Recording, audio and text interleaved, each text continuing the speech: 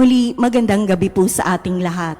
Malugod na pagtanggap sa St. Joseph Parish Gagalangin sa ika-6.5 gabing banal na misa na may liturhiya ngayong Lunes sa ika-6 na linggo ng Pasko ng Pagkabuhay at paggunita kay San Felipe Neri, isang pari.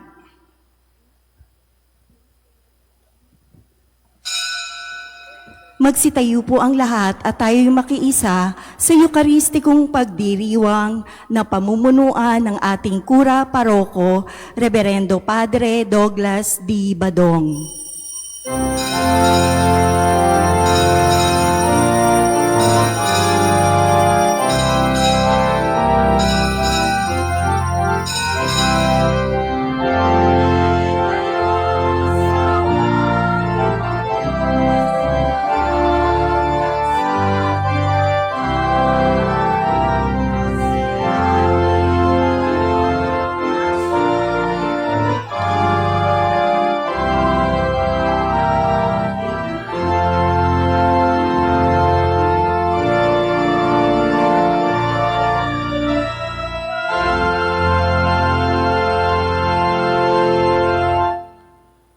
Sa ngalan ng Ama at ng Anak at ng Espiritu Santo, Amen. ang pagpapala ng ating Panginoong Heso Kristo, ang pag-ibig ng Diyos Ama, at ang makikipagkaisa ng Espiritu Santo naway sumainyong lahat. At sumayo rin. Mga kapatid, aminin natin ang ating mga kasalanan upang tayo'y maging marapat gumanap sa banal na pagdiriwang. Inaamin ko sa makapangyarihang Diyos at sa inyo mga kapatid na lubha akong nagkasala sa isip, sa salita at sa gawa at sa aking pagkukulang. Kaya isinasamo ko sa mahal na Birheng Maria, sa lahat ng mga anghel at mga banal, at sa inyo mga kapatid na ako'y panalangin sa Panginoong ating Diyos. Kaawaan tayo ng makapangyarihang Diyos, patawarin tayo sa ating mga kasalanan at patnubayan tayo sa buhay na walang hanggan. Amen. Panginoon, kaawaan mo kami. Panginoon, kaawaan mo kami. Kristo, kaawaan mo kami. Kristo, kaawaan mo kami. Panginoon, kaawaan mo kami. Panginoon, kaawaan mo kami. Manalangin tayo. Ama naming makapangyarihan, buong puso mong ipinagkakaloob sa iyong mga matapat na lingkod, ang kadakilaang maging banal na iyong ikinalulugod. Ipagkaloob mong mapag-alab kami ng ningas ng iyong Espiritu Santo na siyang pumuspos sa kalooban ni San Felipe Neri sa pamamagitan ni Jesucristo kasama ng Espiritu Santo magpasawalang hanggan. Amen.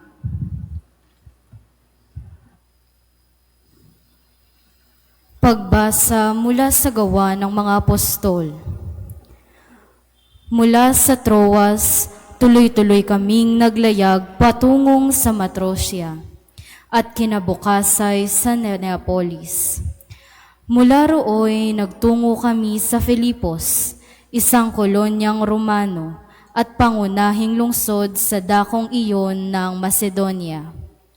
Nanatili kami roon ng ilang araw. At ng araw ng pamamahinga, lumabas kami ng lungsod at nagpunta sa tabing ilog, sa isang pook na inakala naming dakong panangalinan ng mga Hudyo. Naupo kami at nakipag-usap sa mga babaeng nagkakatipon doon. Kabilang dito ang isang nagngangalang Lydia, taga Tiatira, at mangangalakal ng mga telang purpura. Siya'y may takot sa Diyos. Binuksan ng Panginoon ang kanyang isip at siya'y naniwala sa ipinangangaral ni Pablo. Nagpabinyag siya at ang mga kasambahay niya. Pagkatapos, sinabi niya, "Kung itinuturing po ninyo akong tapat na nalingkod ng Panginoon, doon na kayo tumaloy sa amin." Mahigpit ang kanyang anyaya, kaya't hindi namin napahindian. Ang salita ng Diyos. Salamat sa Diyos. Panginooy nagagalak sa hirang niyang mga anak. Panginooy nagagalak sa hirang niyang mga anak. Ang Panginooy purihin, awitan ng bagong awit. Purihin sa pagtitipon ng tapat sa pananalig. Magalak ka, O Israel, dahilan sa manlilikha. Dahilan ng iyong hari, ikaw Siyon ay matuwa. Panginooy nagagalak sa hirang niyang mga anak. Purihin ang pagsasayaw, purihin ang kanyang ngalan. Alpat tambol ay tugtugin at siya ay papurihan. Panginooy nagagalak sa kanyang mga hirang, sa pagpapakumbabay, tagumpay ang ibibigay. Panginooy nagagalak sa hirang niyang mga anak. Sa tagumpay na natamo, magalak ang mga hirang. Sa kanilang pagpipista ay magsaya't mag-awitan. Sa pagpuri sa Panginoon ay bayaang magsigawan. Ang tatanggap ng tagumpay ay ang kanyang mga hirang. Panginooy nagagalak sa hirang niyang mga anak. Magsitayo po ang lahat.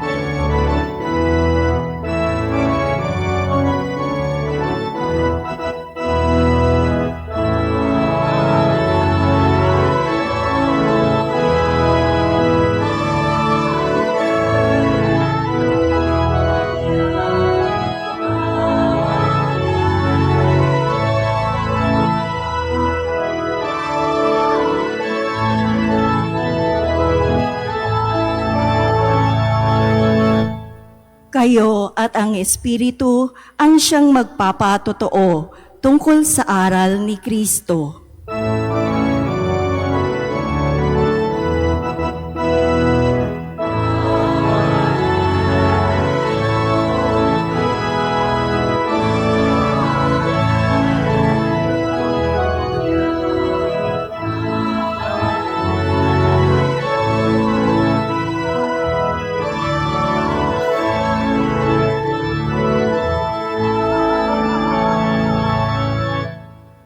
Sumainyo ang Panginoon. At sumayo rin. Ang mabuting balita ng Panginoon ayon kay San Juan.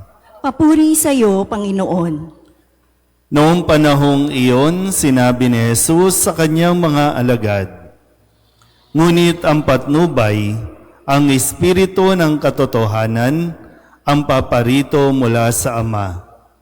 Susuguin ko siya sa inyo, buhat sa Ama, at siya ang magpapatotoo tungkol sa akin, at magpapatotoo rin kayo tungkol sa akin, sapagkat sa pasimula pa'y kasama ko na kayo. Sinasabi ko ito sa inyo upang huwag kayong mawalan ng pananalig sa akin. Palalayasin nila kayo sa mga sinagoga. Darating ang panahon na ang sinumang pumatay sa inyo ay mag-aakalang naglilingkod siya sa Diyos. At gagawin nila ito sapagkat hindi nila ako nakikilala ni ang Ama. Ito'y sinasabi ko sa inyo upang pagdating ng oras na gawin nila, maalala ninyong ipinagpauna ko na ito sa inyo." Ang mabuting balita ng Panginoon. Pinupuri ka namin, Panginoong Hesukristo. Isang magandang gabi po sa inyong lahat. Ngayon po ay Lunes sa ika-6 na linggo ng Pasko ng Pagkabuhay at ating pong ginugunita ang kapistahan ni San Felipe Neri, isang pari. At sa tulong niya naway maintindihan at maunawaan din natin ang mga mensahe na binibigay sa atin ng ating pong Panginoon. Pakatandaan po natin, ang misyon ng mga alagad ay ang magpahayag ng mabuting balita. Yun ang pinaka-misyon. Hindi madali na magpahayag ng mabuting balita, magkakaroon ng mga kontrabida sa buhay, magkakaroon ng mga pagsubok, So, hindi ito madali. Sinabi na ito ni Jesus sa kanyang mga alagad bago pa siya tuluyang lumisan sa mundong ito.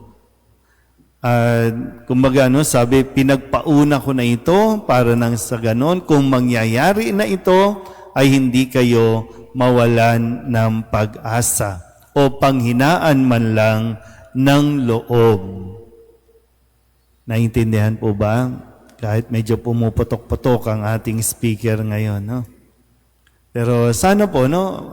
Kasi yung mga inaakala kasi natin na kapag sumunod tayo kay Jesus, yung bang ang kondisyon natin, dapat walang sakit, dapat walang problema, dapat walang kung ano mang mga nararanasan natin.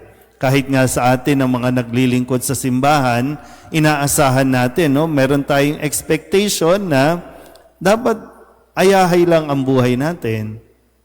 Pero hindi ganun.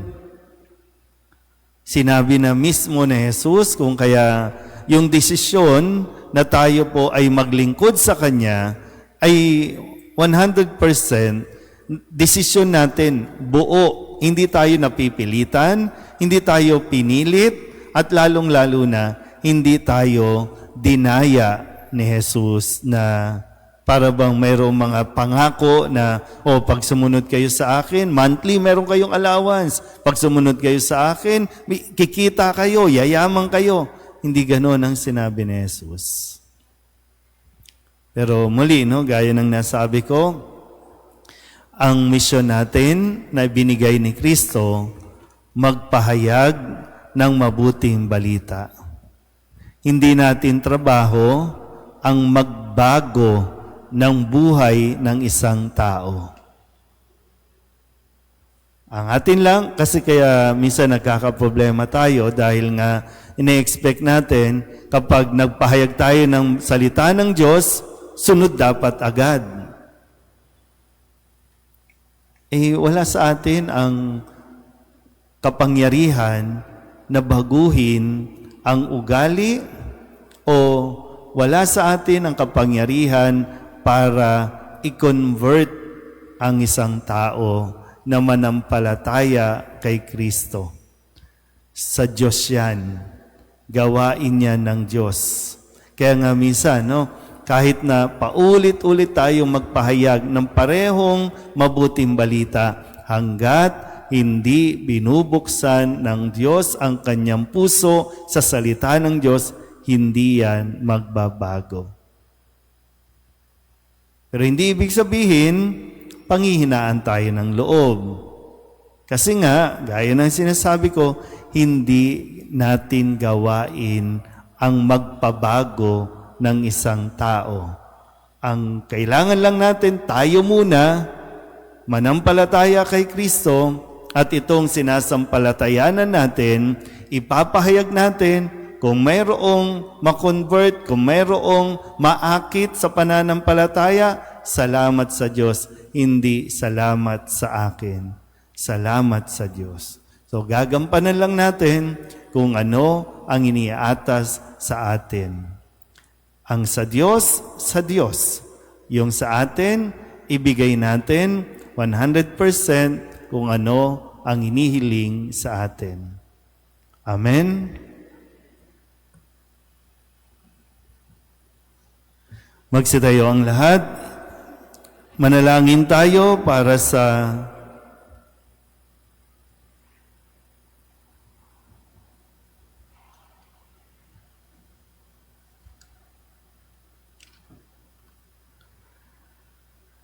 pangangailangan ng simbahan sa pamamagitan ni San Felipe at Santiago. Ang ating itutugon, Panginoon, dinggin mo ang aming panalangin. Panginoon, dinggin mo ang aming panalangin.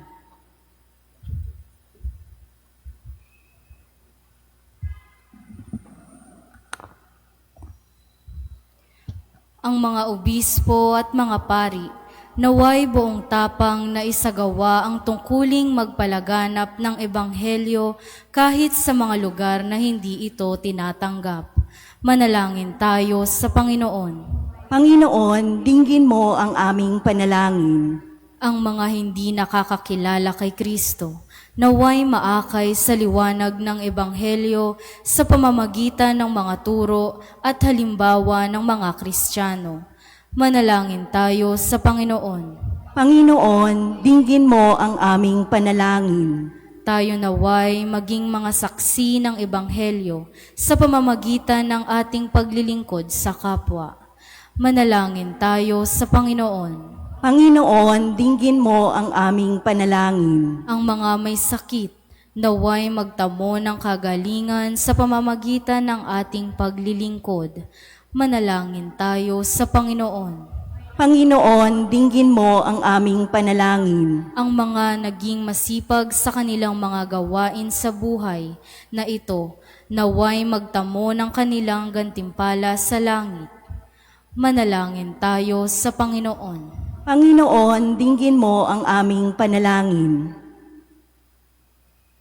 Idulog din natin sa Panginoon ang ating mga personal na kahilingan at mga panalangin para sa ating mga pamilya, kasama din ang mga kahilingan ng mga nanonood sa online.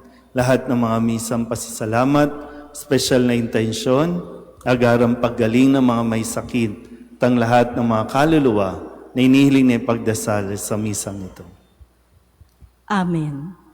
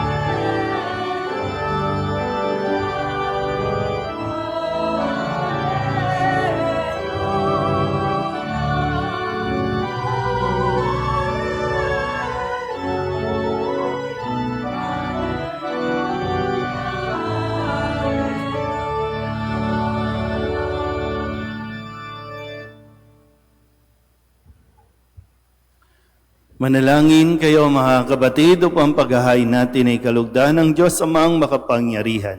Tanggapin nawa ng Panginoon itong paghahain sa iyong mga kamay sa kapurihan niya at karangalan sa ating kapakinabangan at sa buong sambayanan niyang banal.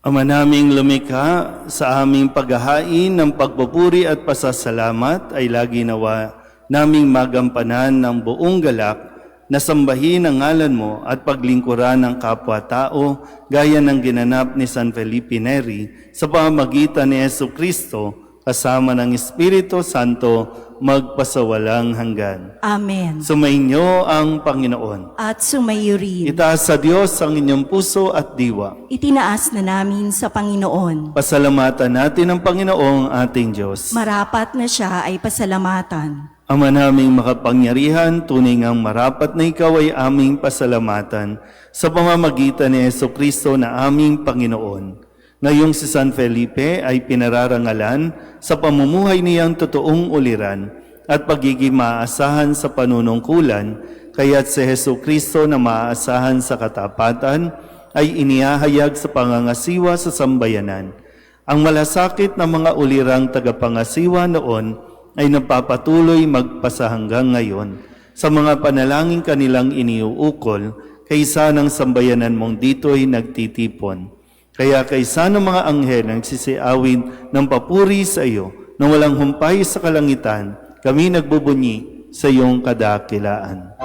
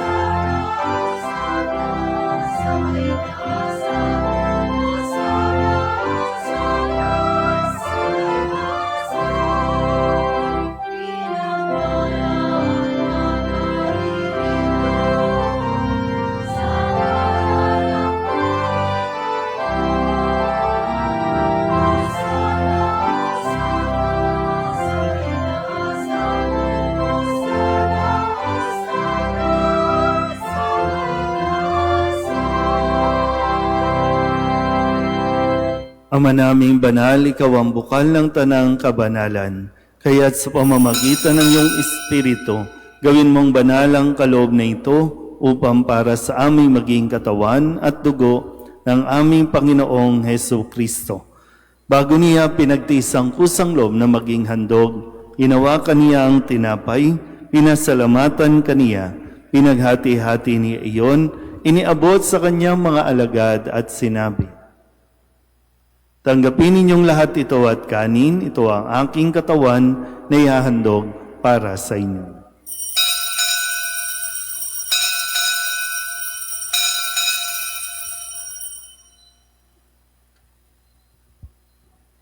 Gayun din naman nang matapos ang hapunan, inawakan niya ang kalis, muli kaniyang pinasalamatan.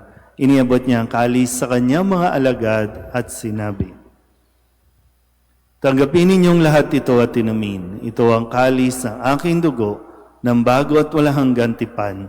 Ang aking dugo na ibubuhos para sa inyo at para sa lahat sa ikapagpapatawad ng mga kasalanan. Gawin ninyo ito sa paglaala sa akin."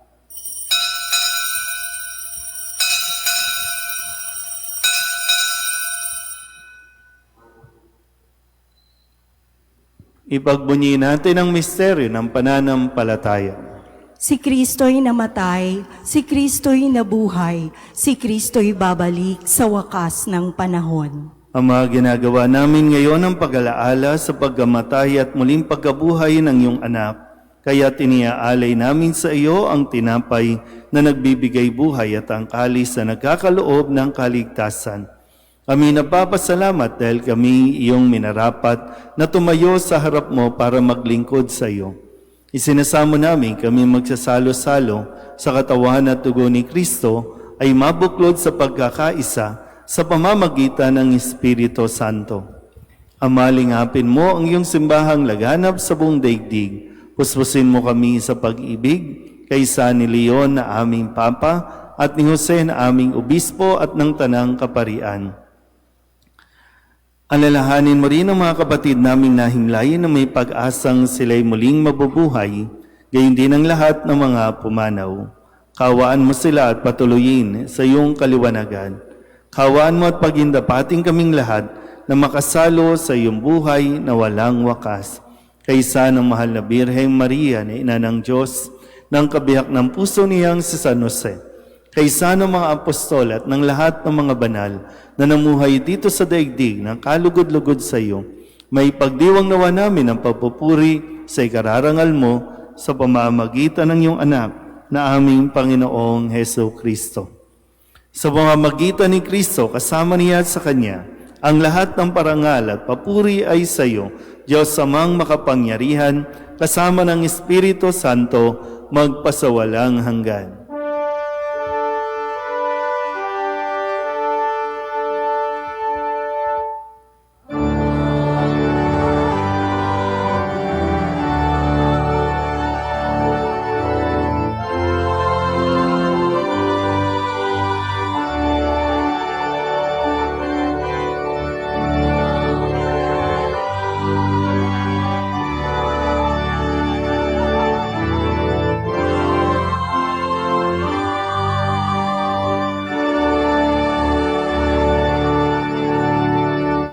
Sa tagabili ng mga nakagagaling na utos at turo ni Jesus sa Panginoon natin at Diyos, ipahayag natin ang lakas loob.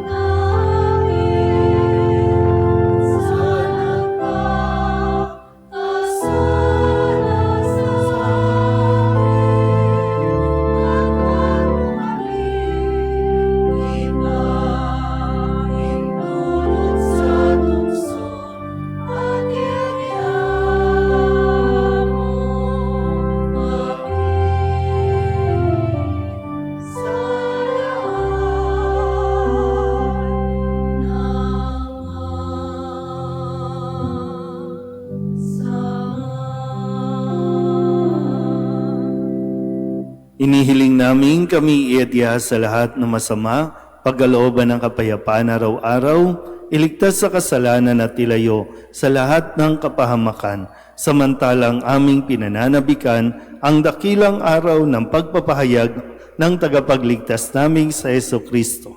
Sapagkat iyo ang kaharian at ang kapangyarihan at ang kapurihan magpakailanman. Amen. Panginoong Jesucristo, sinabi mo sa iyong mga apostol, kapayapaan ang iniiwan ko sa inyo, ang aking kapayapaan ang binibigay ko sa inyo. Tunghayan mo ang aming pananampalataya at huwag ang aming mga pagkakasala. Pagkalooban mo kami ng kapayapaan at pagkakaisa ayon sa iyong kalooban, kasama ng Espiritu Santo, magpasawalang hanggan. Amen. Ang kapayapaan ng Panginoon ay laging sumainyo. At sumayo rin. Mabigayan po tayo ng kapayapaan sa isa't isa.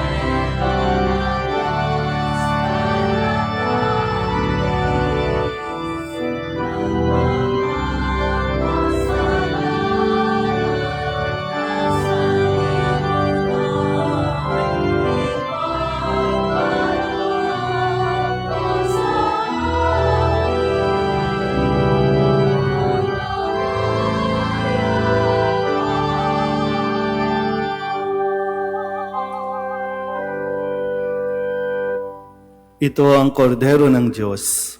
Ito ang nag-aalis ng kasalanan ng sanlibutan. Mapalad ang mga inaanyayahan sa kanyang piging. Panginoon, hindi ako karapat-dapat na magpatuloy sa iyo, ngunit sa isang salita mo lamang ay gagaling na ako.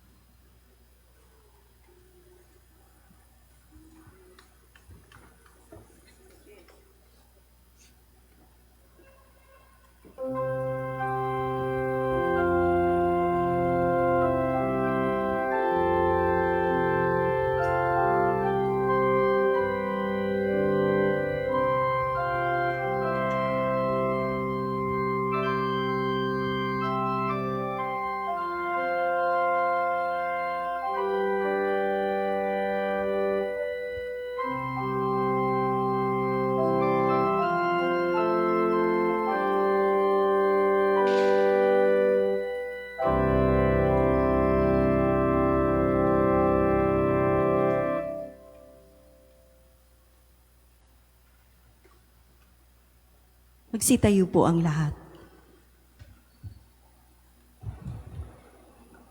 Manalangin tayo. Ama naming mapagmahal, kaming iyong pinapagsalo sa banal na pakikinabang ay lagi nawang manabik na tumanggap sa pagkaing nagbibigay buhay, katulad ng naging pananabik ni San Felipe Neri sa pamamagitan ni Jesucristo, kasama ng Espiritu Santo, magpasawalang hanggan. Amen. Atin pong gaganapin ngayon ang pag-aalay ng bulaklak sa mahal na Birhen.